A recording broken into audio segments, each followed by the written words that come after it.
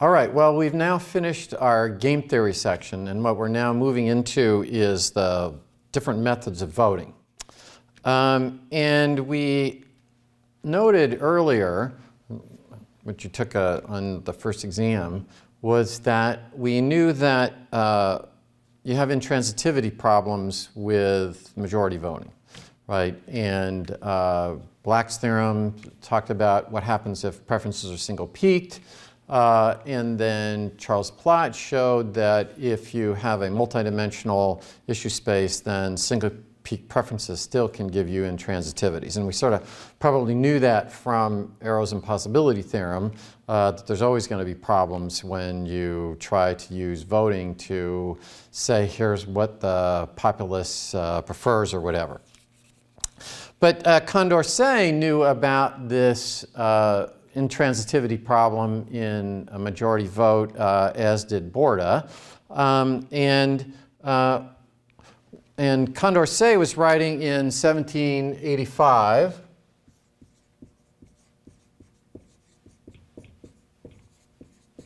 And Boorda was writing in 1781. And so they were well aware of this, and so they came up with, here's a alternative way of, or another way of voting for candidates.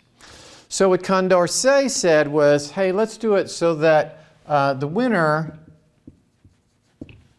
has to beat all the other candidates in one-on-one voting. That candidate A votes, you vote for candidate A versus candidate B, and then you vote for candidate B against candidate C or candidate. So if you're going to win, let's say if you have three candidates, then A, B, and C, then A has to beat B and A has to beat C. You can't have this intransitivity situation from that. But notice that if you have such a situation, then you give up one of the completeness. That is, let's say I have five, or let's say we have three candidates. We have, A, candidate A, B, and C. Then what has to happen is A has to beat B and A has to beat C in order for A to be the Condor Say winner. Problem is, you might not get a winner, right? There may not be a winner. And if you go back to Arrow's, one of the characteristics that you ought to have is ought to be complete, right? You ought to be able to say this one is better than that one, or at least they're equally preferred, okay? Can't do that. So it may not be a winner, so it's not complete. It may be that you do get a Condor Say winner. If you do, then it's certainly going to be transitive, right? A has beaten all the other candidates. You can't have A beats B and then C beats A, but then B beats C, etc. You can't have this intransitivity going on. And Lewis Carroll wrote on this as well. We talked about that when we were looking at the Public Choice Hall of Fame. Lewis Carroll, who was Charles Dodson, he had also written on voting theory and was well aware of the intransitivity problems with majority vote. So Boorda has a different suggestion. What Boorda has suggested is a method of point voting.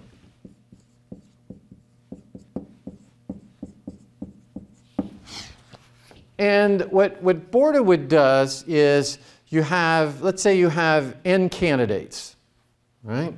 So the idea is you have n candidates, and you rank them.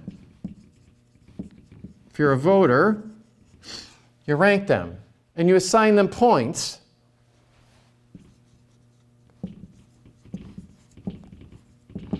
And the way Boorda did it was you get n minus 1 for your top candidate, your first candidate, and then n minus 2 for your second, and then n minus 3 for your third, and you keep going. So if you had 3 candidates, as you have just quickly, if you have an example, if you had 3 candidates, then your first choice would get 2, your second choice would get 1, and your third choice would get 0. Now it turns out that any linear transformation of that will give you the same outcome. So you could do 3, 2, 1 if you wanted, rather than 2, 1, 0. The point is that you're just going to rank the candidates, and every candidate as you move down gets 1 less point than the one that you had before. So let's just give you an example here. Let's say you have 3 candidates, A, B, and C, and you have 3 people that are voting. Okay, so you have voters X, Y, and Z, and you have candidates.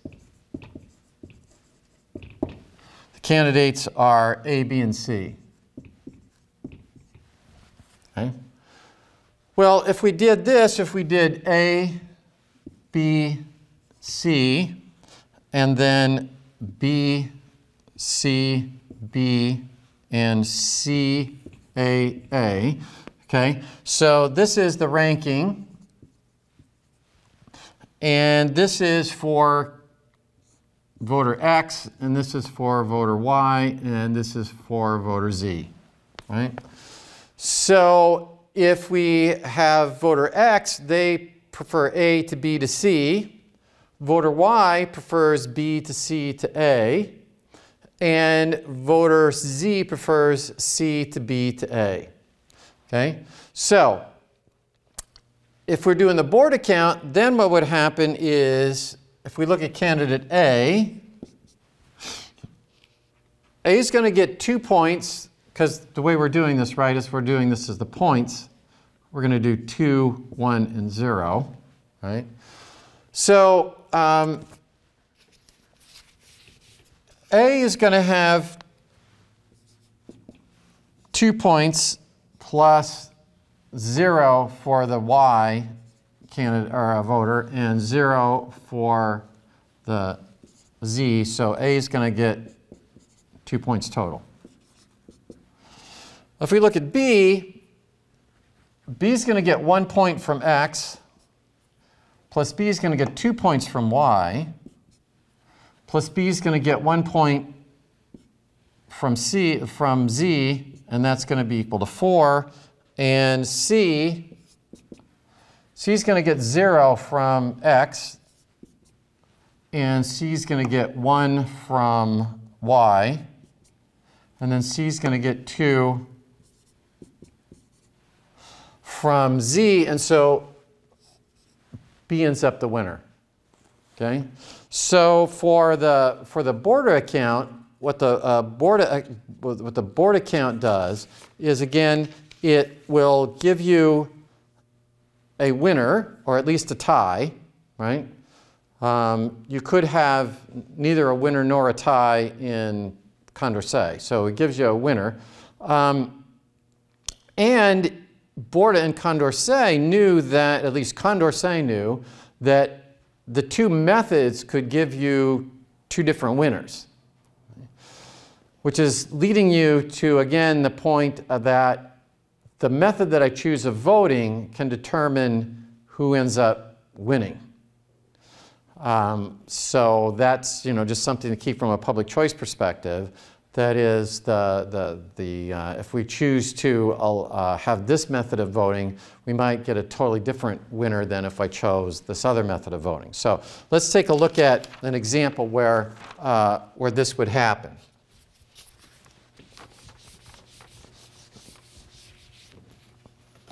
Suppose that you have 3 candidates and 4 types of voters.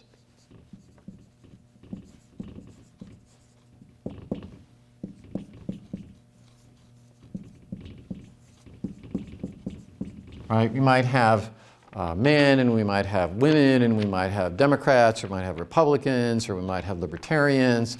Okay, so we're going to have 4 types of voters, and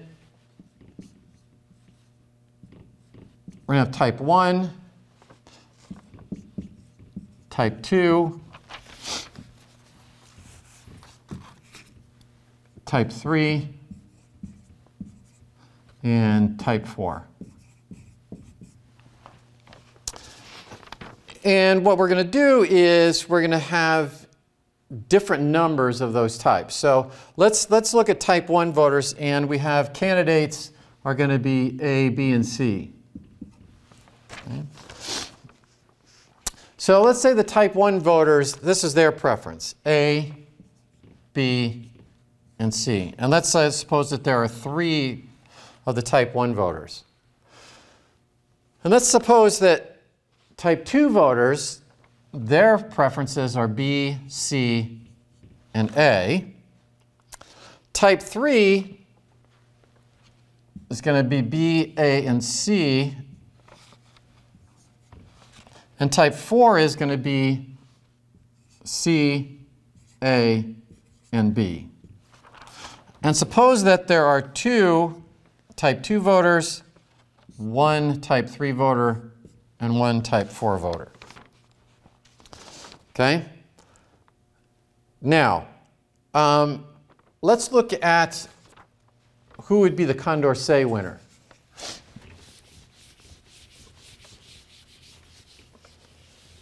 If we were looking at Condor Say,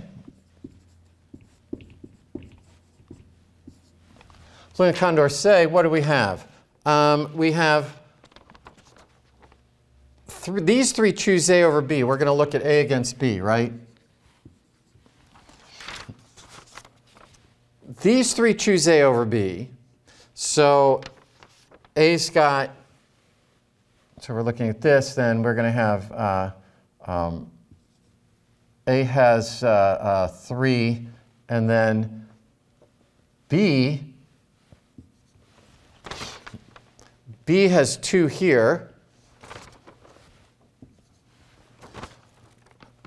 And then B has 1 here. But A has 1 here. So A beats B 4-3. Okay? So the type 1 and the type 4 are going to choose A over B. Now let's look A to C.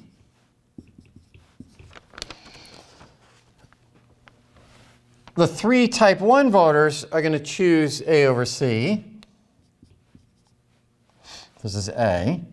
And if we look at the type 3 voter is choosing A over C. So they've got 4.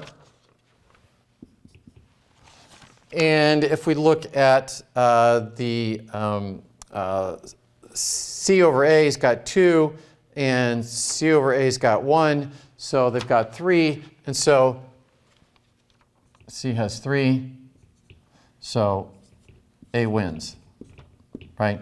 So A beats C and A beats B. It beats both B and C. All right. Now, let's look at the Boorda count, right? So if we were to look at the Boorda count, here's the points, right? Goes 2, 1, 0. So now what we're going to do is we're going to pick the candidate that has the most points. So let's look at A. A has 3 times 2 points. Plus A then has 0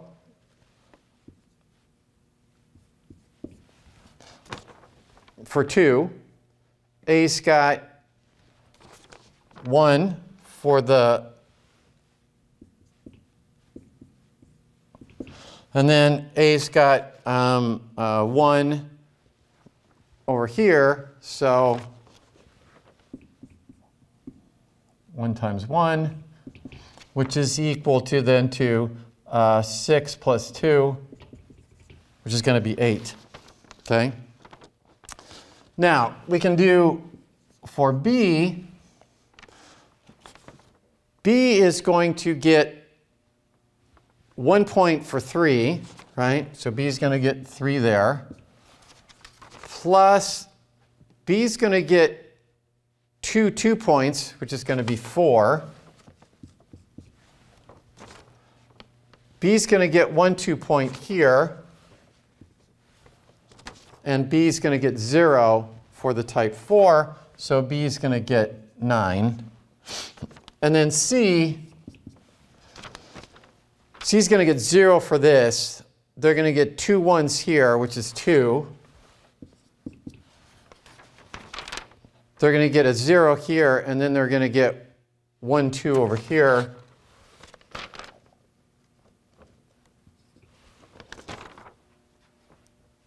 So, so did we do C correctly here? Right. C's got 2 plus 0 plus that, so that is that's the 3. Okay. So who's going to win? B wins, right? So that's a problem here, is that the Boorda count can give you 1 winner, and Condor Say can give you a different winner. And so do I have that right? Let me look at C. C's got, oh yeah, C's got 2 1s, and then C's got 1 2. Okay. All right. So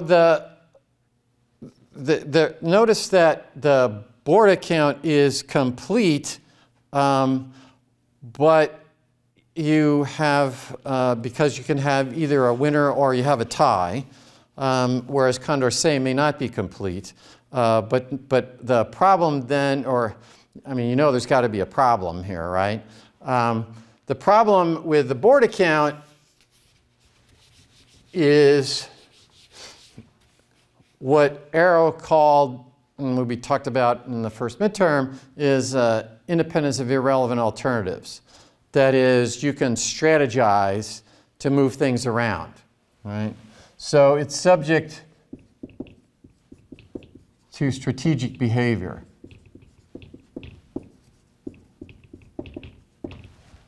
Right? And that was this independence of irrelevant alternatives. Right? The independence of irrelevant alternatives.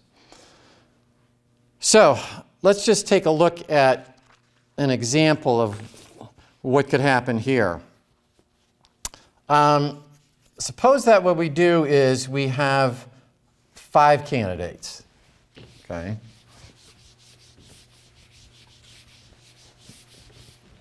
And so we have 3 types of voters, and we have 5 candidates. Well, let's do the following table. Let's make it X, Y, Z, U, and V. And suppose that there are 3 of this. This is type 1. Type 1 voters. So there's 3 of them. And suppose there's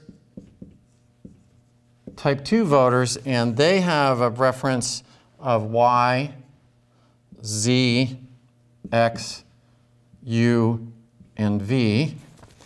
And then we have type 3, and they have Z, X, Y, U, and V. And suppose that there's 2 of the type 1 and 2 of the type 3. Notice what I've done is I've made U and V so that they're down at the bottom. They're not gonna figure in this thing. Because what's going to happen is if I am a particular type of voter and I see that another candidate's going to win with a total amount of points, and I don't want them to win, I'll switch my points around to make it so that they don't win. We talked about this earlier on when we were talking about what happens if you have the rankings for the football rankings for the college football. So let's take a look at what the Boorda count's going to be. And so remember that this is going to, since there's 5 candidates, right? I've got 4, 3, 2, 1, and 0. If we just do what x is going to be 3 by 4 plus 2 times 2, right? We've got 2 here and 2 there, and then x is 2 times 3, right? Because I've got 2 type 3 voters, and x is getting 3 points off of that. And so x is going to have a total of 22. Now y is going to be 3 times 3, right? Because y's got 3 points here, and there's 3 of them. Plus y is going to have 2 times 4, right? These two type 2 voters have y as the top choice, and then y has 2 times 2, and that's going to turn out to be 21. And then you have z. Z's got 2 points for 3 of them, right?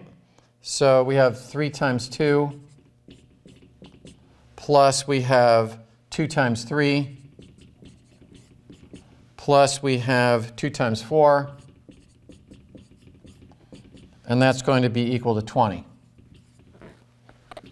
Right? So x is the winner.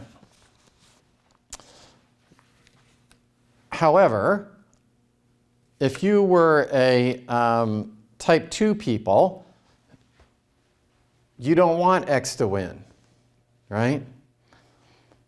So what you could do, if you were a type 2 people, you could move x down to the bottom, misreveal your preference, and move v up to this point. And if you did that, then what's going to happen? X is going to lose points. You don't care about v getting more points because v doesn't have enough points to even worry about. So if you were a type 2, what happens? You misreveal. Right? You misreveal. And you move x to the bottom, and you move v up. And so you do that. And then, of course, what will happen there is x is going to lose a couple points, and what will happen then is y will end up winning.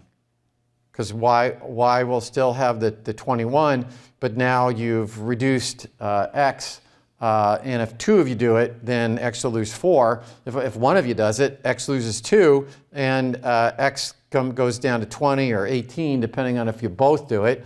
Then you'll end up with x not winning and y winning. Again, that is Arrow's independence of irrelevant alternatives, right? That is, your choice between v and x depends on your choice between y and x. And so that's, you know, and why did Arrow put that in there? Because we noted that could lead to strategic voting. And it turns out that any point voting system, as you can sort of think about this, right? Any point voting system is going to have this problem that it could be subject to strategic voting. No matter how you assign points, this particular way, Boorda, right, does it. Each candidate gets 1 point less as you move down your preference ordering, but if you had a system where you gave, we talked about earlier when we were talking about log rolling, you could give everybody 15 points and allow them to put them on whatever candidate that they wanted, and when we're talking about log rolling, we're talking about issue. You could put, all your points on one issue that you really cared about or whatever. Any point strategy or any point system can lead to this, this strategy. All right. So let's look at a third method of voting, which is one that we're pretty familiar with, and that is what they call single vote plurality,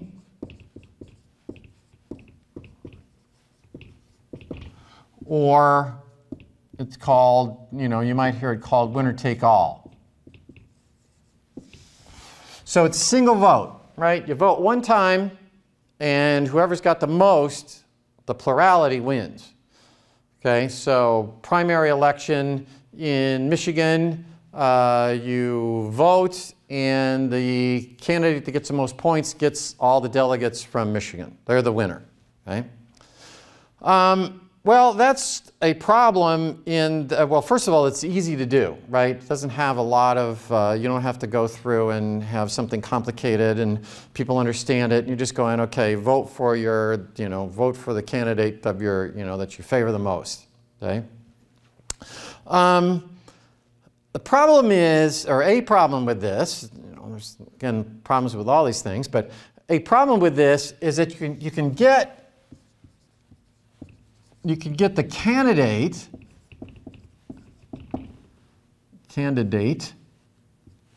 that's least preferred, the candidate that's least preferred by a majority as the winner. In a single vote plurality, where the winner is the person that gets the most votes, and they're the winner, you can have that a majority of people think that the winner is the worst possible candidate. So let's just give you an example. Suppose that you have types of voters. You have A, B, and C. Okay? And suppose that you have candidates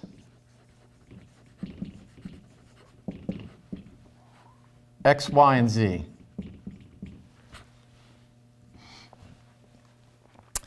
And suppose that we have the following preferences.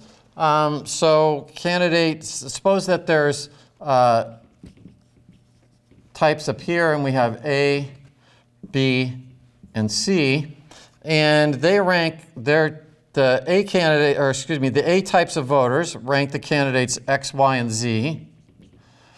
The B candidate, or B types of voters rank them Y, X, and Z, and then the C ranks theirs Z, X, and Y. And suppose that there are 3 of A-type voters and 3 of B-type voters and 4 of C-type voters.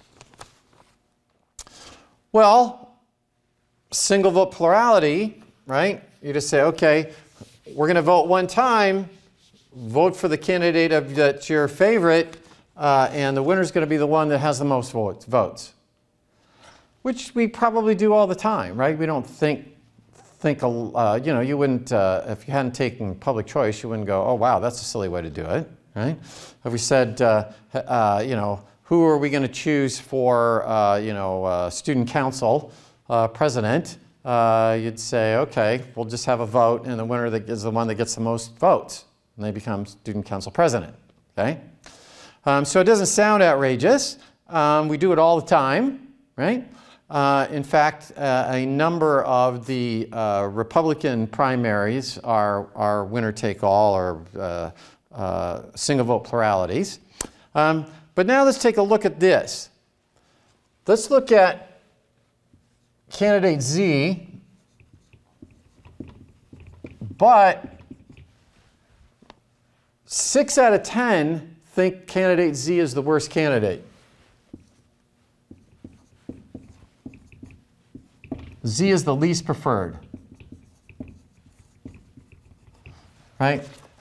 The A-type voters think Z is the worst preferred. B-type voters think Z is the worst preferred. And so you got 2/3 of the voting population, or 60%. 60% of the voting population thinks Z is the worst possible candidate, yet they're the ones that win. I wrote a piece in, I forget where I published it, but I published a piece called How Did We Get Here? And we were talking about the 2016 election. And how is it that Donald Trump ended up winning when the Republicans started out with a whole host of candidates, Scott Walker and John Kasich and Ted Cruz, etc. And what was happening was you had, in the Republican primaries, you had, okay, winner take all. Whoever wins gets all the delegates. Well, because you had a host of other candidates that were sort of the normal Republican candidate, you had a host of them in there. They were dividing up the vote amongst those, and what would happen is Donald Trump, he would always get his 33, 34%. In fact, there was a point where Trump said that he could stand in the middle of, central, somewhere in New York City, and shoot somebody and he'd still get 34% of the vote. Of course, now with the Corona thing, it'd be hard to find somebody standing in, Times Square or whatever. But his point was that he had a core group that would vote for him, right? And so he could get 33%, 34% of the vote. And so what happened was probably Trump was the least favored of the John Kasich voters and the least favored of the, we don't know this, but certainly as an example, we could use that as an example. It's possible that Trump could have been the least preferred candidate of all the people that were voting for Marco Rubio or voting for, like I said, Scott Walker or whatever, and yet Trump ends up being the winner. You remember there were never Trumpers and things like that. So there was clearly a group of Republicans that were thought Trump was the least preferred candidate. Notice that you could have, whenever you have a group of folks that are look alike, and then they're pretty close to looking alike, and then there's one person that's out on the edge, then you could have the people that are sort of near the median, right? They all divide up the votes amongst them, and then, but if there's a core group that always vote for the one candidate, then they're going to end up the winner. So you could, in fact, in 2004, I believe, there was a Republican primary for Congress where you had a number of conservatives all running and then one liberal. And the conservatives basically split up the vote, and the liberal ended up winning and being the Republican candidate for for Congress. Turns out then the next term, the conservatives coalesced to one candidate and ended up beating the incumbent in a primary. And then the congressman, I think it was Tim Walberg, ended up as being the candidate that ended up winning, as now currently the congressman. All right. Another way of doing things is what's called the jungle primary. And California uses that.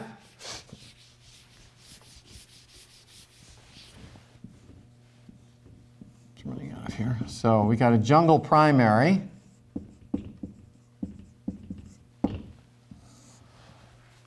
And what a jungle primary says is rather than having the Democrats do their primary and the Republicans do their primary, and then you take the winner of the Republicans against the winner of the Democrats, the way it does is everybody runs in the primary, right? So all candidates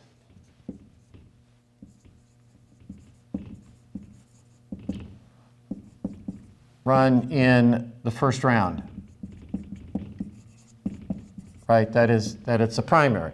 So you have a primary vote, and then what you have is you have a general election afterwards by you take the top two candidates and the two top candidates are in a runoff. Now, I don't know how you spell runoff. I have one N or two. But nonetheless, the top two candidates get together in a runoff. Now, if a candidate has 50% at the beginning, then that's it. They win. Okay? But if you don't have a 50%, right? If in the first round, a candidate has 50% plus 1, okay, then they're the winner.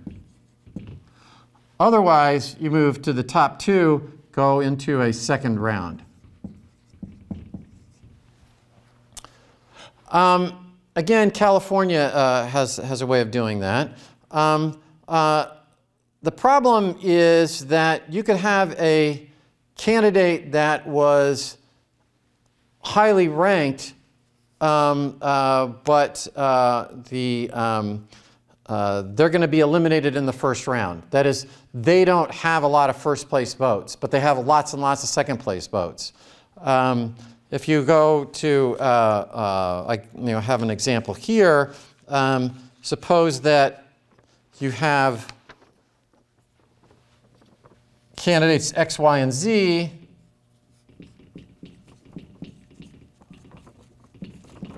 If they're the candidates, and we do the following table, and we have three types of voters, A, B, and C.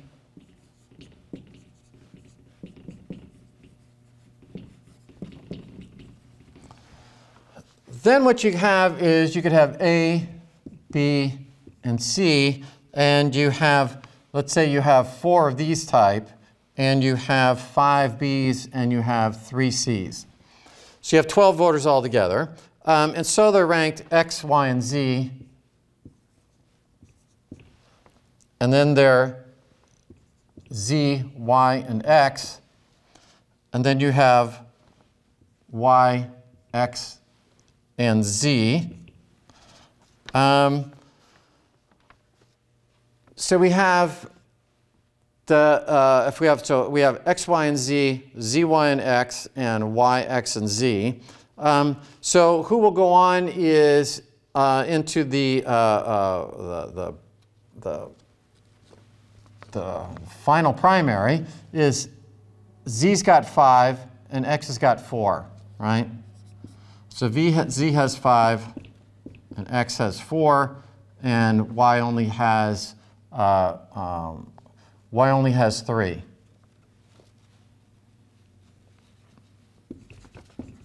Right, so because you take the first place voters, okay? So now what happens is X and Z go on, and then what will happen is X is going to win. X has got 4 here, and X has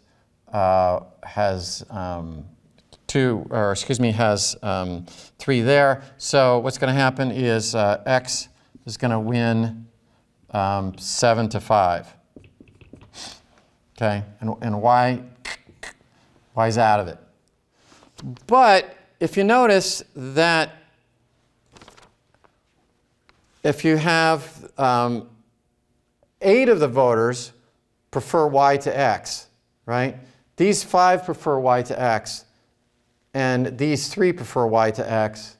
So a majority of the voters prefer Y to X, but X is going to win and Y is out, right? So if what you have, if you, you know, so just again, I'll just write that down, is that you have 8 prefer Y to X, but X1. And so the problem with the jungle primary is you only have the top vote that's making it count.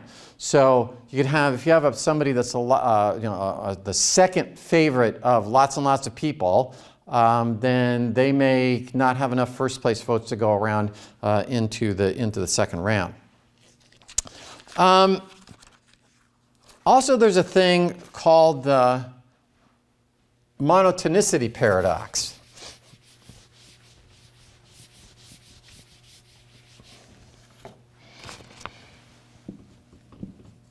The monotonicity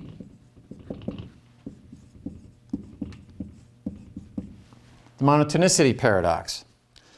And this can be a situation where you can move somebody up in the rankings and it ends up with them actually doing worse.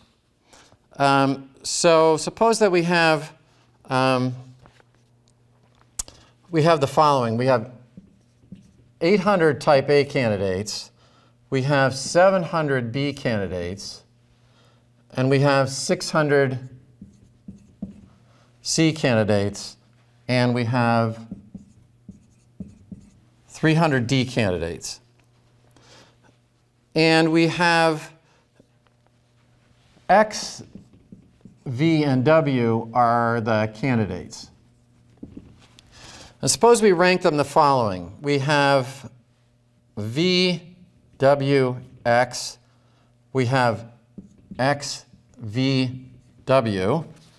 We have W, X, and V.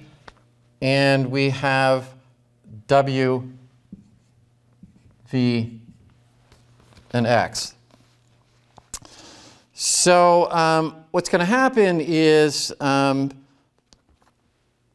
we're going to have that V gets 800, right? V gets 800. W gets 900, the 6 and the 3. Right? So they get the 600 out of C and the 300 out of D, and X gets 700. So then what happens is we go to V and W, and if we go V against W, V is going to get 800. V against W, they're going to get 700.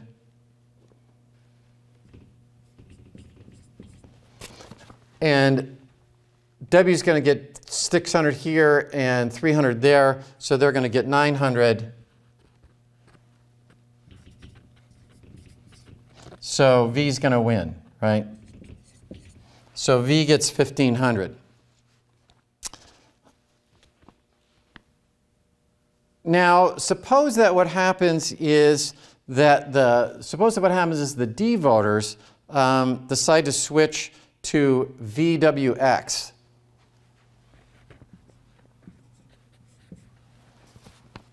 Okay? So V's ranking improves. Right? So V's ranking went up. So then if we redid this, so V's ranking went up. So then what would happen is that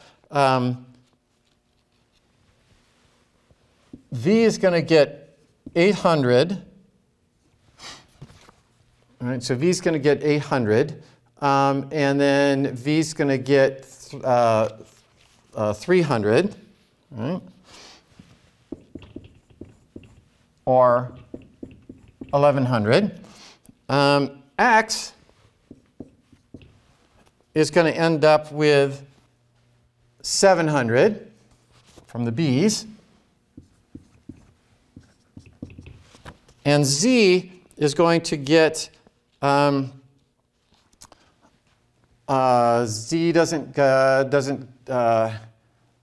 excuse me, what I have, X, I don't have Z. I have, what I have, X, V, X, and W. Excuse me, I was thinking there. Coronavirus hanging around, all right? So then what happens is that W is going to get 600, right? So now what's going to happen is that we're going to get the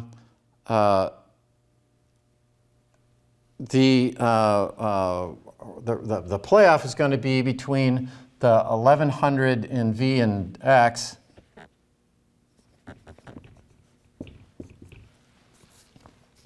and then V is going to get, if we have V against X, V is going to get 800 plus V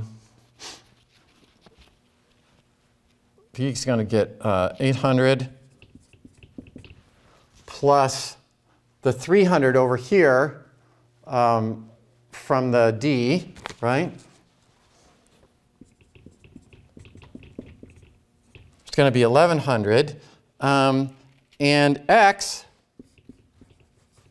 gets the 700 from these guys. And X is going to get the 600 from the C guys. So X gets 700 plus 600, or 1300. X ends up winning. Okay? So that's what's called the monotonicity paradox. And what happened was we had that V went up in the ranking, and yet it caused them to lose the election. And that's because you got a different set of people coming into the second round. So the monotonicity paradox is what most people don't know about, but the monotonicity paradox is going to could lead to a result where you could move somebody up in the ranking, but it changes how the second round vote is, and it could lead to they're actually losing when they got moved up in the ranking. So V got moved up in the ranking and ended up losing the election because of that. So because X ended up winning. Again, you can see that this is obviously could result in strategic voting, right? You could, again, you could, if you knew who was going to end up in the second round, you could alter your choices to put a different person in the second round. In order to get your candidate to be the one that wins. So you can alter that around. Let me just give you I mean, just generally you can sort of think this through. That is, if I can figure out who matches up best in that second round, I could strategize to make it so that if I were to reveal my preference, I'd get a candidate that's winning that is worse than if I misreveal my preference and I get a different set of candidates into the primary, or excuse me, into the second round, and so it'd be subject to strategic voting, which is again your independence of irrelevant alternatives. All right, let's do one more, and this is the alternative vote. And this is called ranked choice voting. Maine has suggested this.